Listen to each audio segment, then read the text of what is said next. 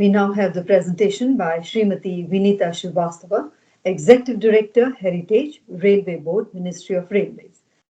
She's been a government official with 23 years in Indian Railways in senior management roles, served in multiple government ministries, including Ministry of Culture, Ministry of Steel, and Department of Heavy Industries and Public Enterprises. Authored several articles on industrial history and railway heritage in journals and publications, and spoken on the topic in various international seminars. Has experience in rolling stock design, vendor development in Alstom LHP coach transfer of technology, experience in M&P maintenance, including cranes, forklifts, air film transporters, and heavy material handling apparatus. Experience in maintenance of emissions test apparatus and large engine test beds. And over to you, ma'am, for your presentation. Hello, namaskar, and good morning, good evening, or good day, wherever you happen to be in the world listening to this video. Thank you, Rail Analysis, for the opportunity to speak with you about beautiful railways and the intangibles of a beautiful journey on the Indian railways. There's a watercolor before you I happen to have painted myself about the Kisan Express, how railways is transporting farm produce all across the nation, and it celebrates just one of the aspects of what are the intangibles that make the journey on Indian railways more beautiful. Thank you for being here for this talk, and so we'll move forward. About aesthetics in Indian transport. We've always had a unique sense of aesthetics when it's been all about transportation in India. A crucial part of modern life has been to decorate the vehicles themselves. It brings a more human perspective, and this has been celebrated in literature, in film, in television, and the arts, wherever Indian transport has made itself relevant and evident. Without that social, cultural, and national and economic context, I doubt that any country's transportation system can be viewed holistically. The cultural expression, whether it's on the backs of vehicles or on the outer covers of our passenger coaches, you have to appreciate that lens, that special lens of looking at it through a socio-economic context.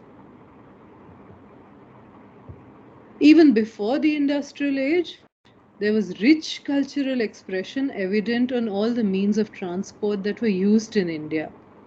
The visuals before you, a beautifully decorated Kerala elephant with embroidery fit for a royal to ride on, a stone chariot in the precincts of a temple, and also the Rajasthani embroidery which decorates the camel, the ship of the desert.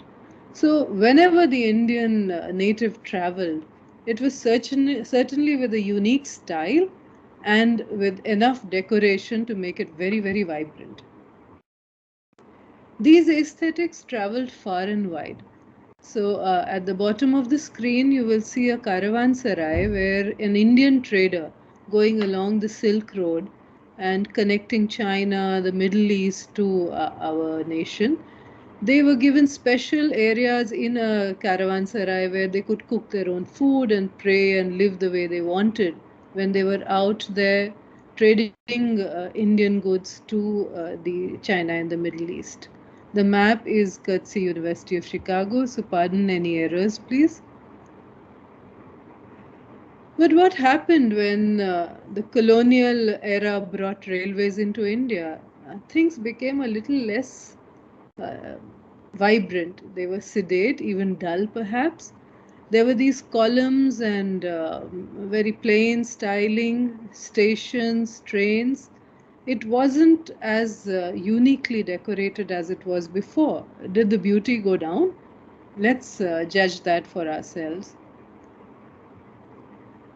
Some of it we hit back. The Royal Railways, you can see these exhibits from the National Rail Museum on top, the two photographs.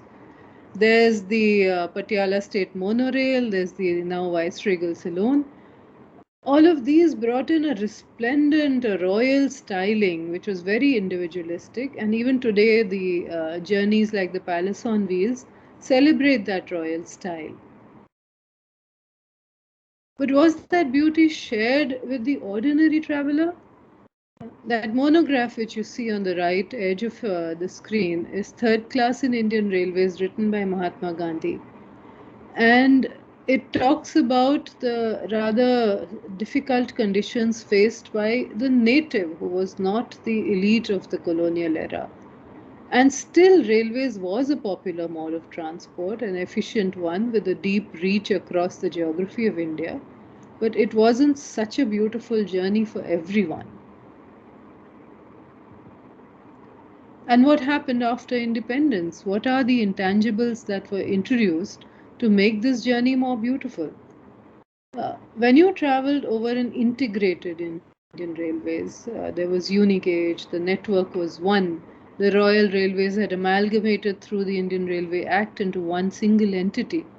So you had, wherever you went, there were these station boards in yellow and black, and they told you that you're on the Indian Railway network, the nationwide network, and you're approaching a station of that network.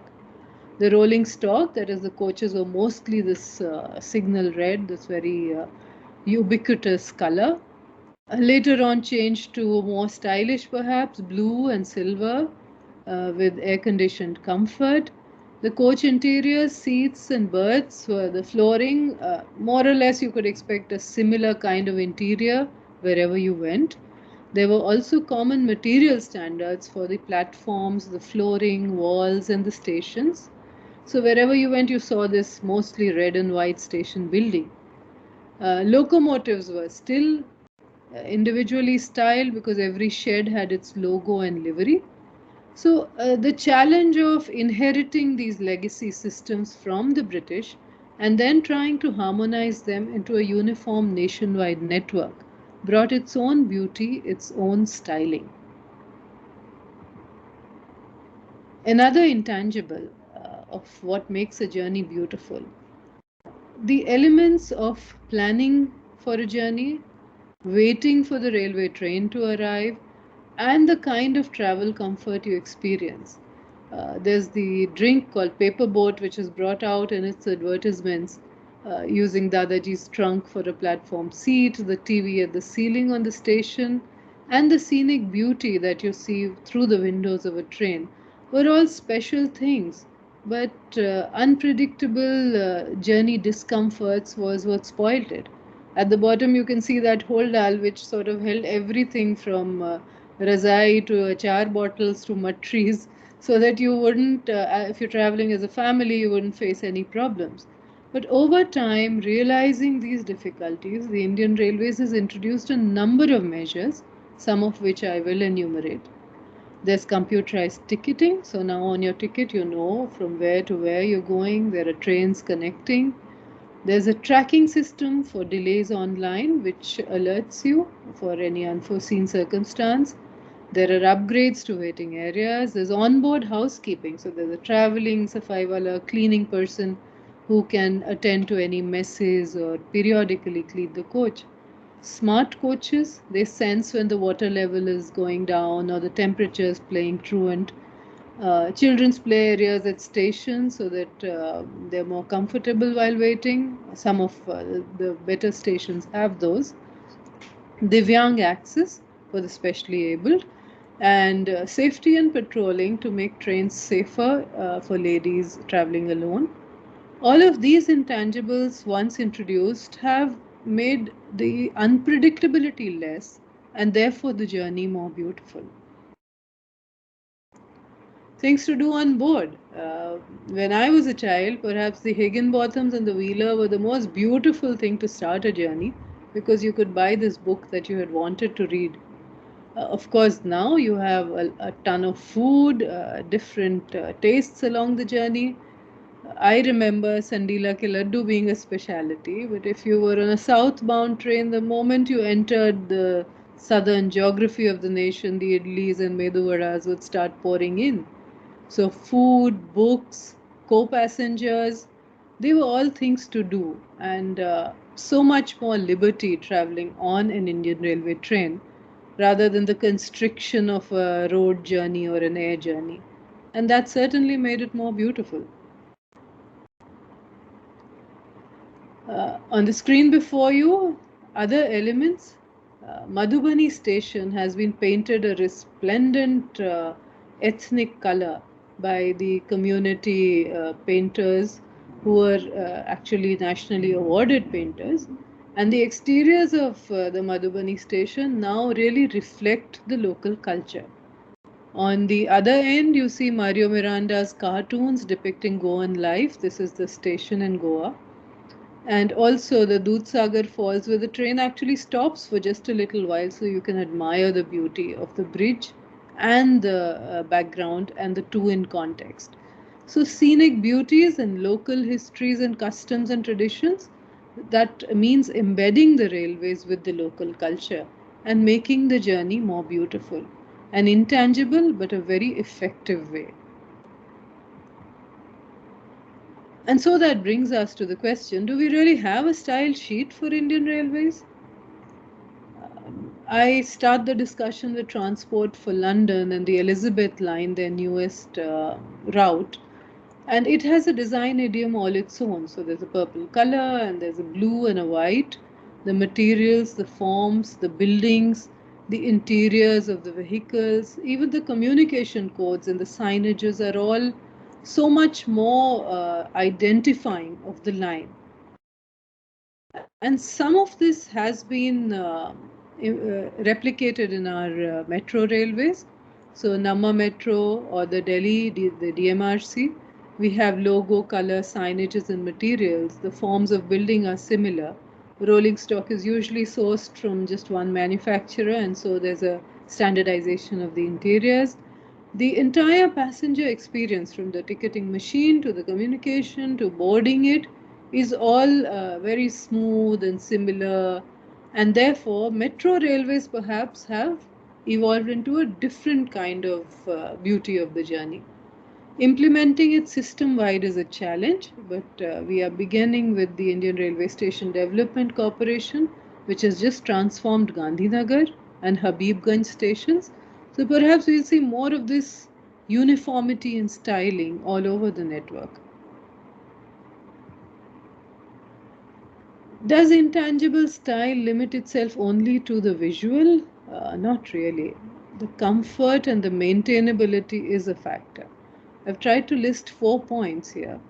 Common standards for amenities. So we have world-class stations and then we have smaller and smaller and we go down to halt stations. Passenger access, Divyang coaches, ladies coaches, the classifications and accordingly the facilities provided for passengers.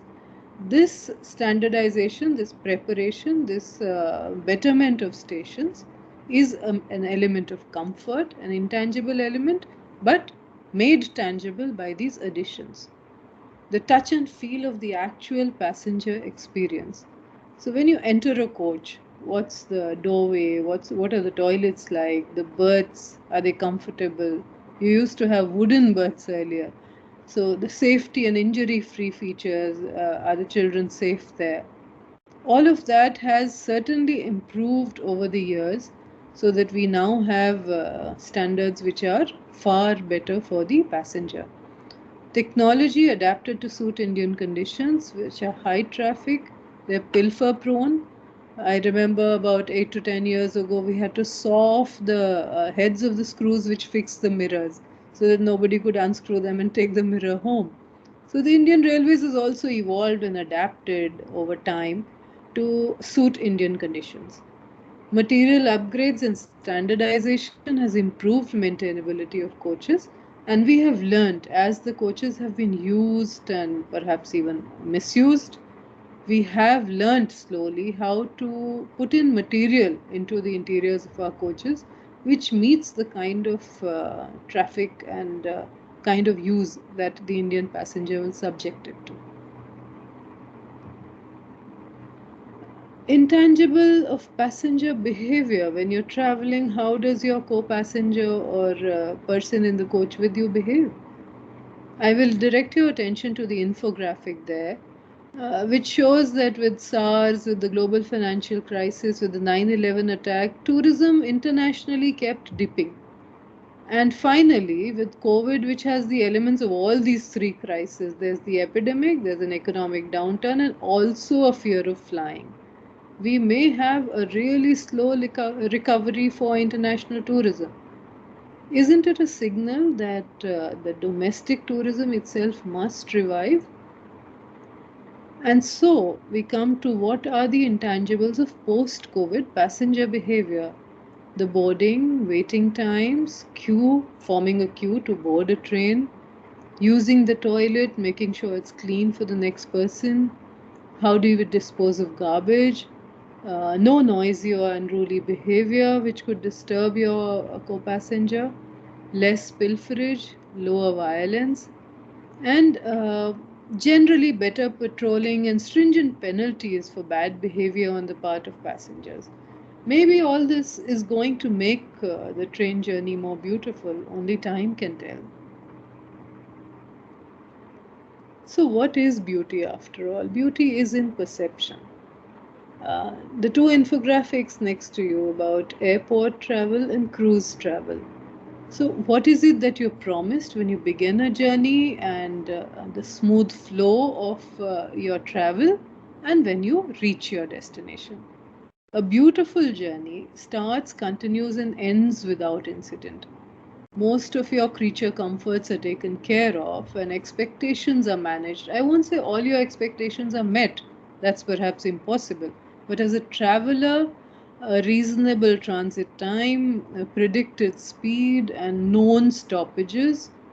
So, the railway challenge to make the journey more beautiful has an intangible of reducing unpredictability. And finally, we always look at Mahatma Gandhi's sayings for the deepest intangible of all, the purpose of travel. What you see on the screen, perhaps you can't read it so well, is an extract from Hind Swaraj, his interview about the railways. The question I'll direct your attention to, he was asked, why does the good spread slower? Why does the railways distribute more evil than good? Remember, this question is asked of the colonial times. And his answer is civilization is a disease. Those who want to do good are not selfish, they are not in a hurry. India was one nation before even the British came because our mode of life was the same. And every 100 odd kilometers along the Indian Railways track, you have a change in food, a change in costume, or the dresses people wear, a change in the culture, the language. And the one connecting thread is the Indian Railways. So, this repurposing of a transport system for the national economy and for the unification of this diversity is perhaps the higher purpose of running this huge transport network. An abstract concept, but yes, purpose of travel is the intangible we must consider. To summarize, the intangibles from the analysis are aesthetics in the transport system, not only the dynamic, which is the trains, but also the stationary, which is the stations themselves, the comfort of waiting, planning, and the travel itself, a reasonably predictable experience of planning, waiting, and travel times, an expected uniformity in styling, fewer unexpected surprises. So, the good surprises are local content, cuisine, and scenery, which should pleasantly surprise you with their variety, co passenger attitudes, and purposeful journeys. So, thank you so much for your patience for listening to these. I've tried to summarize the intangibles that make journeys on the Indian Railways very beautiful. And it won't be fair to end without giving image credits where they're due. Some of the watercolor images are my own, and I hope you enjoy the visual presentation which I've made till now, because a lot of what else you see in the rail analysis event will be technical and very, very engineering oriented. So this is a more abstract rendition. Thank you once again.